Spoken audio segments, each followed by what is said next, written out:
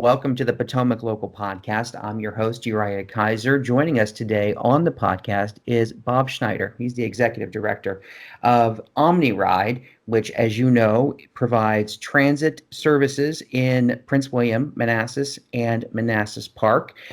We're going to talk about four big things today. The first is the summer shutdown, right? That's affected Metro riders big time as the blue and yellow lines south of Reagan National Airport are shut down for the summer. So the OmniRide is getting people around that mess. We're going to talk about new service in Stafford County that we have reported on earlier, but we're going to go into some detail on that. And we're also going to talk about a upcoming session next week where transportation, as we all know, is changing in our region, and Dr. Schneider would want to talk about that. Dr. Schneider, thank you for being on the Potomac Local Podcast. My pleasure, and please just call me Bob. Thank you, Bob. First, let's get into the summer shutdown, right? Because that is a big topic that's affecting a lot of people. And OmniRide has done a lot to help get people around the shutdown. Talk about what's going on. Well, I think the most interesting thing for us is we really didn't do that much more in terms of new programs and services. We did a little. And I'll talk about that, but we've had such a huge presence for 30 years, taking people into Washington, D.C. Before we existed, Prince William County was doing that type of service. And that's why you have the Horner Road Park and Ride lot with 2,500 spaces, hundreds of spaces over there at the 234 lot, all sorts of nooks and crannies. And there's going to be a new parking garage built over in the Neabsco area, just across the highway from us, across I-95. So we've been doing a lot of great things as an organization for a long time. And so for us, we've seen maybe some new passengers come to us, or people who were slugging before, maybe the slug lines are a little longer, they're coming back or they're giving it a try. But a lot of our customers have not historically ridden Metro, because you have to ride a route to get to Metro, you have to park, then ride to Metro, then transfer to Metro, then get where you need to go. It can be kind of cumbersome. With the smart benefits that the federal government offers its employees, it's just easier for people to park and ride with us. So we're a great solution that helps declog the interstate way before it gets to Franconia, Springfield. Was there ever a sense of, when we started talking about the summer shutdown, that OmniRide could see an influx of passengers who may have not ridden the bus service on a regular basis? Are you seeing an uptick, or are things normally, because you did add some additional service, if I'm not mistaken? We did. We have seen an uptick for the first time. Our ridership showing for the first time in about 3 or 4 years, our ridership is holding steady or increasing. If not for the federal shutdown back in January, February, we could actually post a ridership increase year over year for the first time. And that's not unique to us in terms of the decline. That's been a nationwide trend. Right now, we're bucking the trend in that we are actually growing our services and growing our ridership. So that's a good thing. In terms of the new routes, when VRE got started about 25 years ago, one of the first things we did was we ran shuttles to the VRE stations. They were new, the parking areas weren't as big as they are now, and so we provided some shuttles to VRE stations. And that's really what OmniLink was to begin with. It was a shuttle to the VRE. And so through that process, it's been a long time. In the early days, it was to get VRE established. So now the big question 30 years later is, okay, is VRE is established? No question. They're a great service, wonderfully beneficial to the region. So now the question is there latent demand for people to access the VRE station that don't have a car or maybe can't drive there? Now, we have routes that go to the Woodbridge station. We have a route that goes to the Quantico station, but it requires some transfer, some connectivity. The question for us is Dale Boulevard, for example, all those neighborhoods, is that latent VRE ridership that if we had a route that ran direct straight to the Ripon station, you would see increased ridership to VRE. The other component is the Lake Ridge community. Is there an opportunity to get Lake Ridgians over the highway over to the Woodbridge station so we can connect them with Woodbridgians who are already riding? Is that there? And in the first couple weeks, the ridership has been really low. It's a little experimental, but we're doing promotion. And those are the kinds of services that you've got to get someone to try and tell a friend. You don't just put up a sign and run a bus and suddenly you're full. It takes sometimes years, if not decades, to get services like that going, just ask VRE. So to then turn around and say, hey, why aren't the shuttles operating? Or aren't as full? For us, it's learning about the service area. Rarely can a transit system experiment. Usually we have to carve out the money, we have to carve out all these scenarios, we have to do all these things. Metro created this great experiment for us. It said, hey, we're going to shut down, good luck. And DRPT came in and said, hey, come up with some ideas, experiment with a few things, we'll help support the costs, and you can learn a lot about your system and your area at the same time. They encouraged us to put together multimodal options and do more marketing and do more enhancements, and that's what we're doing right now. So we're getting the benefit on our regular routes. We're getting a little bit of ridership here and there on the VRE routes, but let's see where that goes by Labor Day. Let's ask you this, because we're talking about Metro, you're right. This is a unique situation where Metro, for the first time in my lifetime, probably in the first time of its existence, right, since the late 70s, since it opened in 77, has shut down like this, and left it up to regional transit providers like OmniRide to, as you said, figure it out.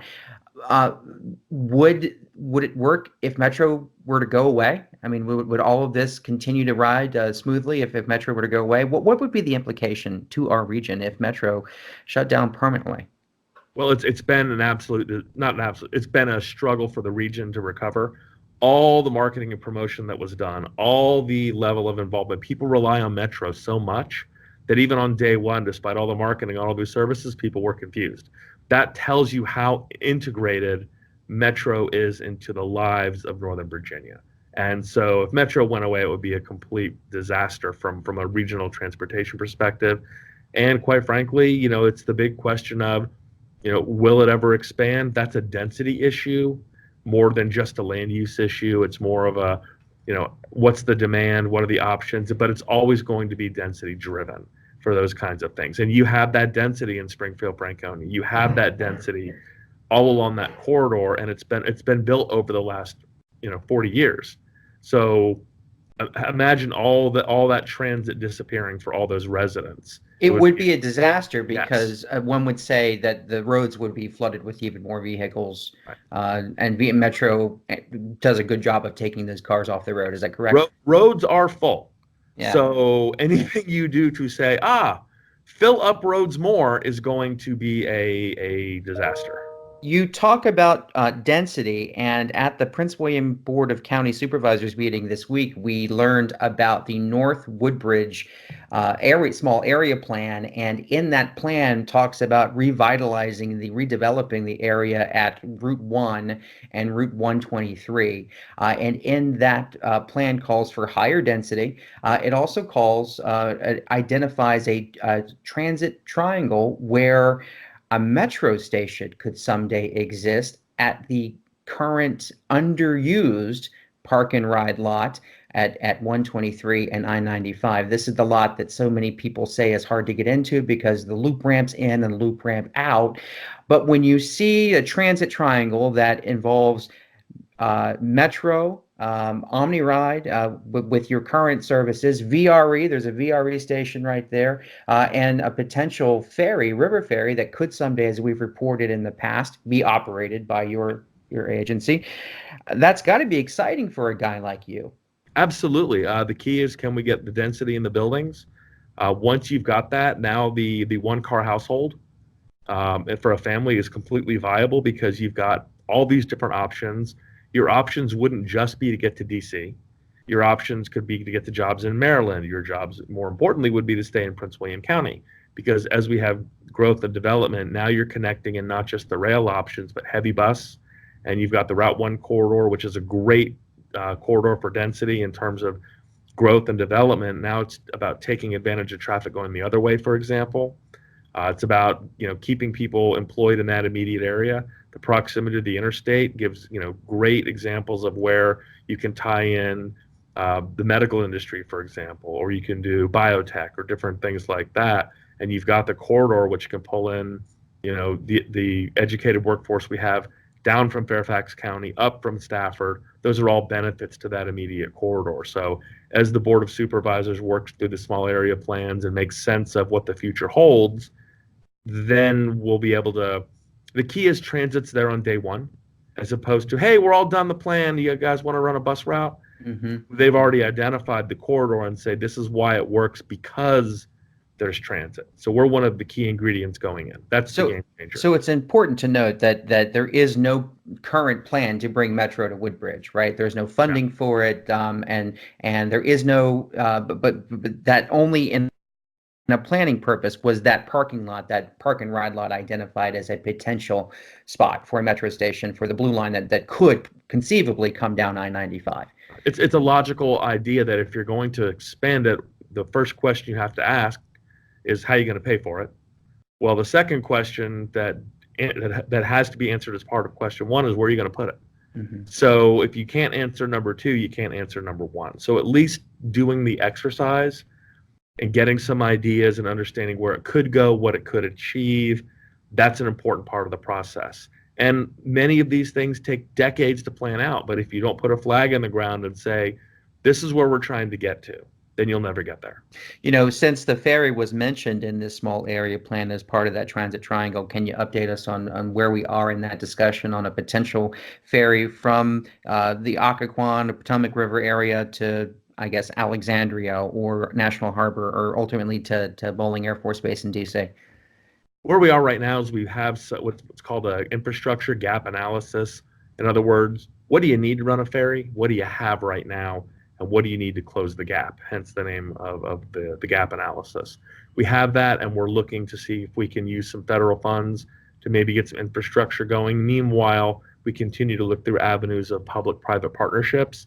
It's a tricky situation in that you've got such a complex service area along with a great river corridor, but there's, you've got development in that area. How can you put the pieces together, and where do you get the money for it? So many competing projects. We want to do things that are really targeted toward the ferry programs through the Maritime Administration. So we're not as aggressively competing. We don't want to compete at all with other modes.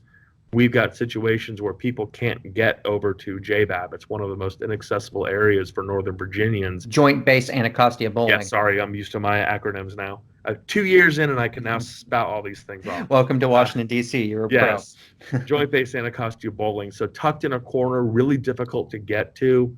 Yes, you can access it by Metro. I think you would have to, of course, access the Blue Line or Yellow Line, which are presently shut down. But then make your transfer to Green Line, then make your transfer to Metro Bus, I believe, then make your transfer to the on-base shuttle. Ferry boat can get you potentially from Belmont Bay, Occoquan area, over straight to the JVAB landing site, and then you would be able to get off and access an internal shuttle. That's the big picture vision for the future. It sounds like a potential ferry user would be a very I guess be tailored to a very tailored destination. It wouldn't, be like the slug or system that drops you off on 14th or 18th or Roslyn or Pentagon or like the train that has 2 stops in DC, LaFont and Union Station. It sounds like, at least in the beginning, this ferry would serve very limited destinations. Yes, but the key is that step one.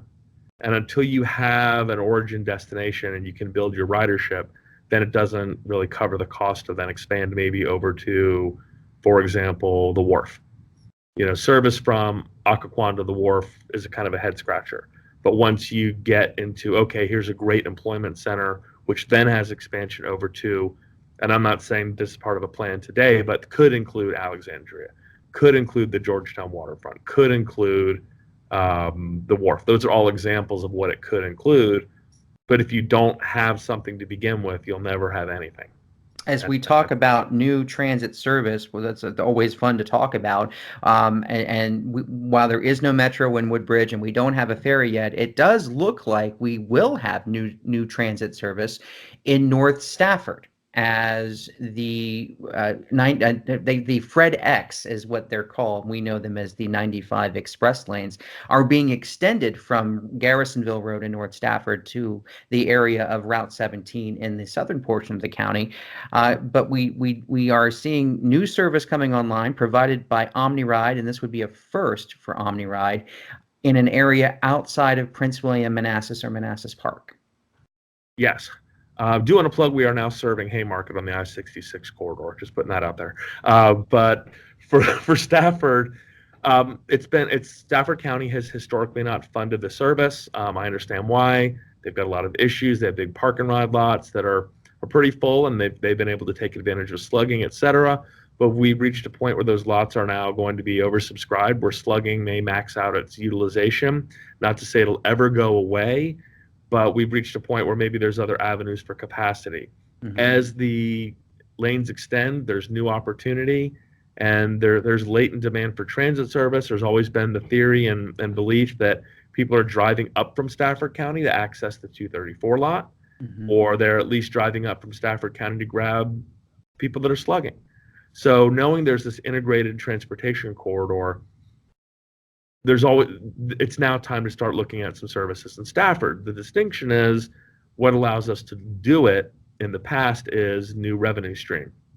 The I-395 component of the hot lanes has always been HUV. It's not been toll-based.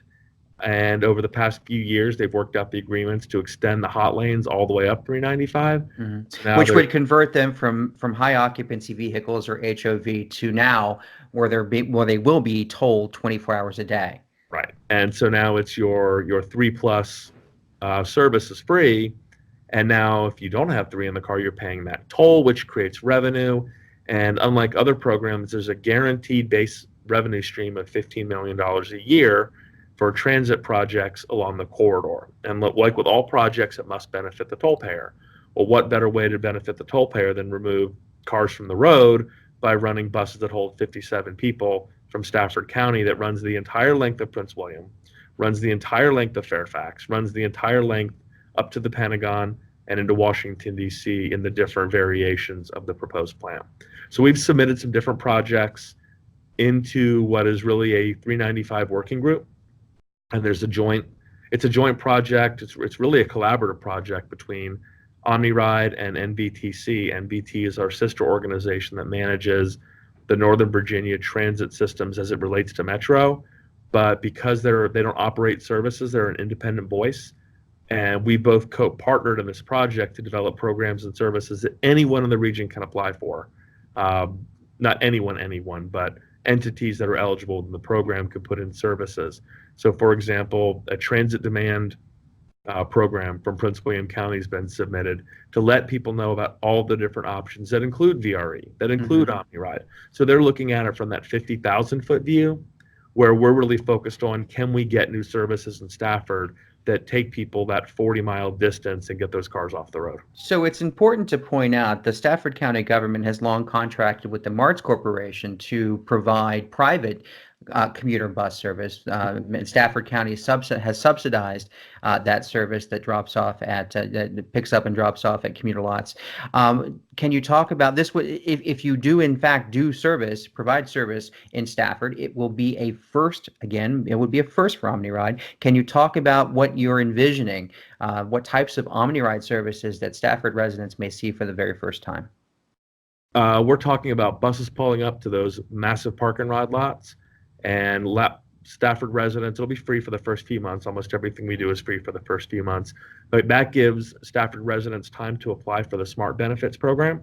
And so they can get their federal reimbursement or actually prepay for transit services. And they would just pull up, access the bus, and go to DC or Pentagon, pick the right route, and hop on board and snooze away the first 40 minutes of the last 40 minutes of their commute, I should say, and enjoy direct service to the Pentagon and Washington, D.C.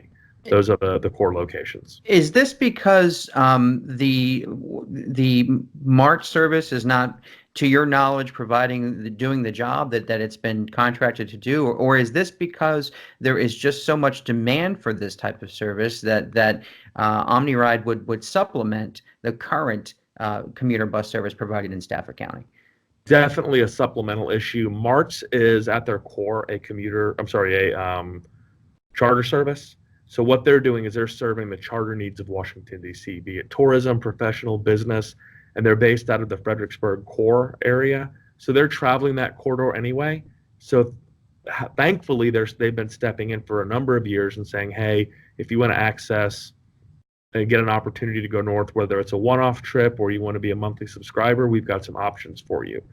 But their routes are a little more, I wouldn't even say circuitous. They are trying to serve a lot of different places. We're targeting large volumes of people at large origins and large destinations, i.e. a parking lot that has hundreds of spaces to a location that employs 35,000 people. That's very different from what they do if you take a look at their schedule. Actually, they serve places we don't go, which means what they do is unbelievably valuable because they've got that niche market that puts them in position to travel places where we might not want to go because it only accesses 2 or 3 passengers.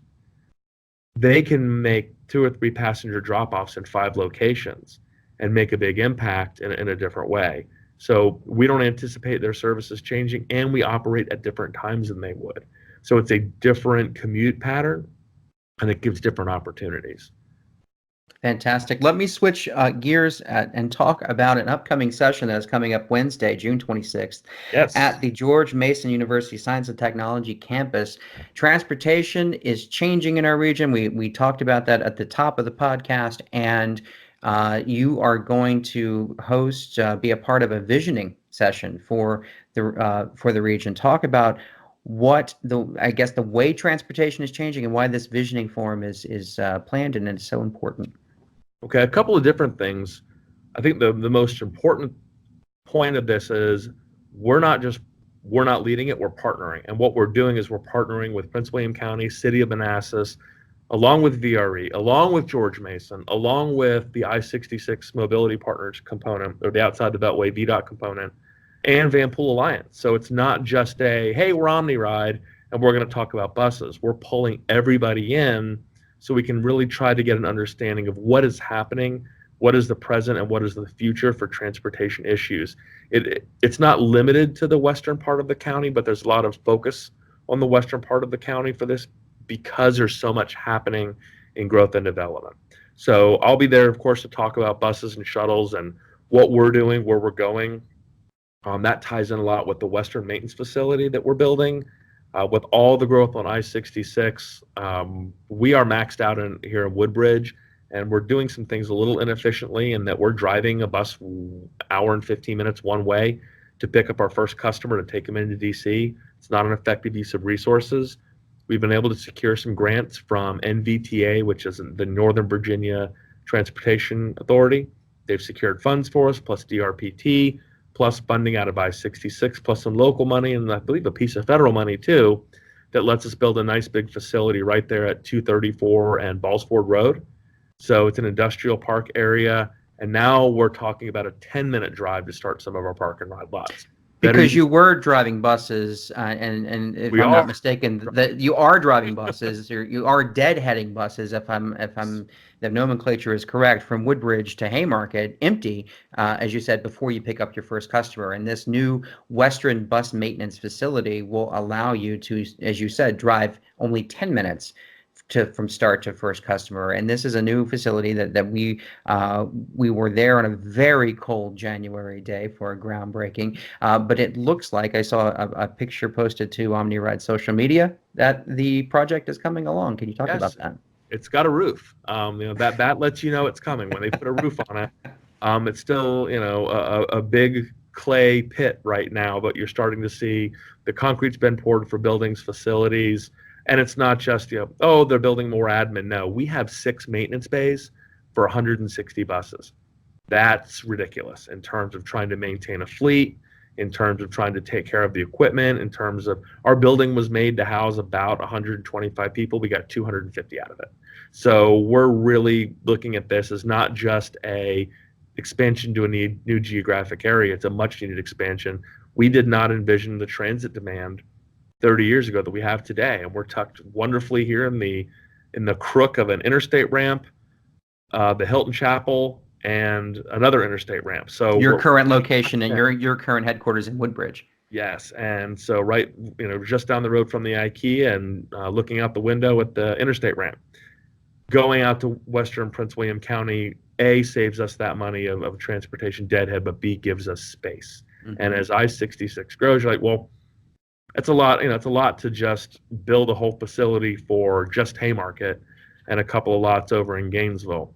Well, right now they are under construction for 900 spaces due to open between around Halloween, Thanksgiving of this year for 900 spaces on Route 29. Right on the other side of really where 234 comes into I-66. And then that will expand to be another 1,500 spaces later on. So we have about 2,500 spaces right on I-66 US 29 in Gainesville, plus further expansion of other lots in that corridor. So it's going to be the new Horner Road in terms of what our community looks like. Horner Road being the largest commuter lot in Virginia. Yes. In Woodbridge. And it is basically 2.5, 3 miles as the crow flies from where we sit right now. And you're talking, and it's 2,500 spaces, but it probably parks 2,800. Maybe on a really rough day, 3,000. And so when you're using words like overparked to describe a park and ride lot that has 2,500 spaces, you have demand. Yeah, so, and that's because you have commuters who park their cars on islands or grass or curbs where they may and tickets are often issued by the county's police department at these lots. I think it's also important to point out that OmniRide is not moving its headquarters. The OmniRide Transit Center will stay in Woodbridge, but this western facility is a new satellite facility. Is that correct? It is, and it's what we call an O&M facility, meaning operations and maintenance. This is our headquarters for our passenger transfers, for pass sales, for things like that. Out west, it's really going to be focused on operations and maintenance. It's down in Industrial Park. There's not going to be a fixed route that runs there so people can easily access it. This will remain. No one will stand in front of this building and wait for a bus to catch it as they do at the OmniRide Transit Center in Woodbridge. Exactly. What we're really looking at is if we're going to talk about what is our presence going to be, what is going to be the center of the universe for Western services, it's going to be downtown Manassas in the near future. So probably by about Thanksgiving time, et cetera, we'll have some new services that'll be organized out of downtown Manassas, and then we'll let that be our new center of the universe out west. Going back and last question before I let you go, we're going back to that Transportation Visioning Forum. That's right. We got sidetracked on awesomeness. We did. We went back to that forum. We've seen OmniRide win funding for a visionary program that will operate some like Uber or Lyft that will pick up passengers, would-be OmniRide bus passengers, from their front door and take them to that new commuter lot you were just talking about. That's something that we have never seen in this area for a municipal transit provider to do. Right. That is certainly thinking outside of the box. So as you think about things like that and you think about innovation in transportation, what does the next 25, 30 years look like for Prince William County, Stafford County, Fairfax, the region? In a way, I think the next 25 years are going to be governed by much smarter land use decisions. The county is really embracing the concept of small area plans, and they recognize that you can't legislate every square foot of every acre of the county.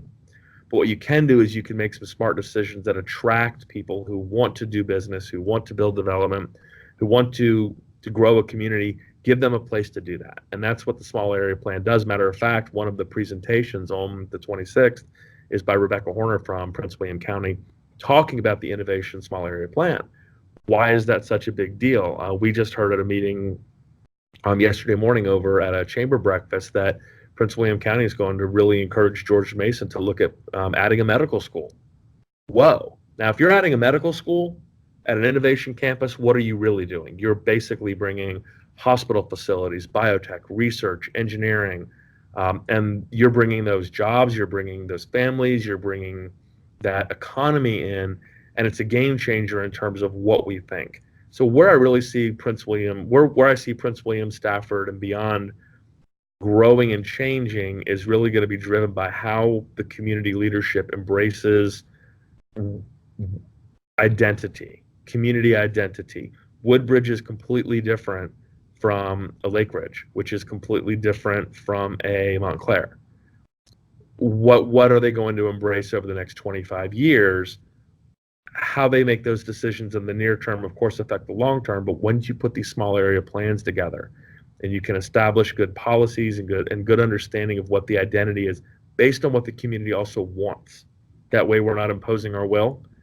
That's when things tend to go awry. It's when you can get those plans put together. Then from a transportation standpoint, we can start matching the services to the community. If you're talking the transit triangle, you're talking about needing on-demand flexible services that travel short distances. If you're talking about the innovation campus, it's very unlikely you're going to get doctors and bioresearchers living in small apartments tucked in that immediate area. They're going to have needs for suburban classic development, but also means you're going to need to have good schools. You're going to have traffic congestion problems. You're going to have all those things. So as we try to solve those problems, it's getting transit there on day one. So we're not building roads that aren't transit friendly, that can't handle a bus stop, or putting in a new development that you can't even stop in front of it because if a bus were to stop on a 55-mile-an-hour highway, it would be it would be just a traffic disaster every hour on the hour. Mm-hmm. Those are the kinds of things we have to pay attention to. For one thing, I do want to point out, I'm really excited about the development that is happening with that I-66 corridor from the standpoint of we've always looked at I-66 as just this nightmare. And what this is going to do is not just transform I-66, it's going to transform what Dulles is and how spread out it is. And as it unspreads, or infills, I should say. So right now, the Dulles 28 corridor, everything seems to be a mile away from each other, which mm-hmm. makes what we do really, really hard in terms of transit. We need something next to something next to something. So that work on 66, what we're doing is we're adding 4 new easy pass express lanes that, like on 95, will be tolled 24 hours a day, but they will also have an HOV component where 3 or more occupants in a vehicle will ride for free. Those lanes will go from Haymarket to Dunloring, essentially the 495, the Beltway. Right there, and you're absolutely right. That is going to make that road completely. It's going to transform it completely. But you're saying that the implication for not only transforming 66, but it will also transform the 28 corridor. Transform 28. The construction projects that are at least envisioned and proposed are critical. Access to Dulles. There are many residents that live in the Haymarket, Gainesville community that are trying to access jobs in Dulles. It's a high-growing technology corridor. We just heard yesterday that there's about 30,000 unfilled cybersecurity jobs in the region. So depending on where those companies can locate, if there's new transit options, but it also opens up things like Warrenton now becomes a functional bedroom community for DC as well, or for Fairfax, or for Dulles. So you're going to see new development happen, and for the first time you might see, for example, and I'm not saying it's going to happen, but it could happen, a Fauquier County come to the table and say, hey, we have these traffic problems we didn't have 5 years ago. I-66 is having an impact here because new development may occur. So that's also going to drive implications for the region, where we kind of tend to look at Haymarket as where things end in terms of the corridor. You may have a situation where Culpeper becomes the new Haymarket. Mm-hmm. I think if you go back and said, hey, you know what? 20, 30 years ago, there was no conceivable way anyone that worked in DC could live in Caroline County or could live in Spotsylvania County. That's just insane. Now it's every day. So why did that happen? It's because we made better use of the interstates and we brought transit to the corridor. Until VRE, until OmniRide, until then it was just you could only get as far as Dale City before things got bad in terms of your commute. We've changed that. And so what it allows us to do is, yes, you could argue, well, you're just growing things out further, but that creates affordability. It also creates different choice of family needs and networks. Not everyone wants to live in a city. Not everyone wants to live in a suburban development. It just gives more community options and makes communities more livable as a whole. And that's really what we're about as an organization is, can we connect that work, home, and play in a way that meets your needs as a citizen? And if the answer is yes, then it's awesome. You give us your money. You know, you don't sit in traffic, and we all win. Bob Schneider is the director of OmniRide, the transit and provider in Prince William County, Manassas Park, and as well as the towns in Prince William County too, the Haymarkets, the Occoquans, the Quanticos, the Dumfries. We'll not leave those out. And now it sounds like soon to be for the first time in Stafford County.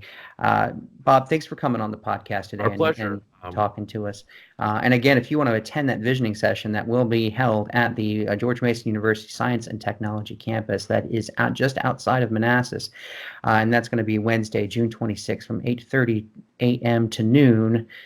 I'm sure they're looking forward to hearing from you. I'm going to also plug the fact that it's got the I-66, 234 corridor updates, but biking and pedestrian access.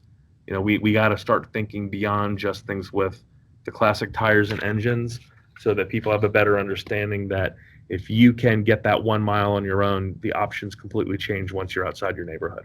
And we've heard from so many that trails, pedestrian trails, are what many Prince William County residents want, trails that actually go places and aren't sidewalks to nowhere.